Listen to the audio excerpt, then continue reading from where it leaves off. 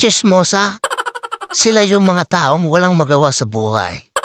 Sa madaling salita, binabantay nila bawat galaw mo araw-araw. Para mayroon silang magawang kwento patungkol sa'yo. Sila mga chismosa. Dapat mo silang iwasan. Masisira ang pangarap mo sa kanila kapag pinatulan mo sila. Dahil ang tanging gawain ng mga chismosa ay walang iba kundi mamhusga ng kapwa nila. Kaya kung ako sa'yo, huwag mong pansinin yan mga yan.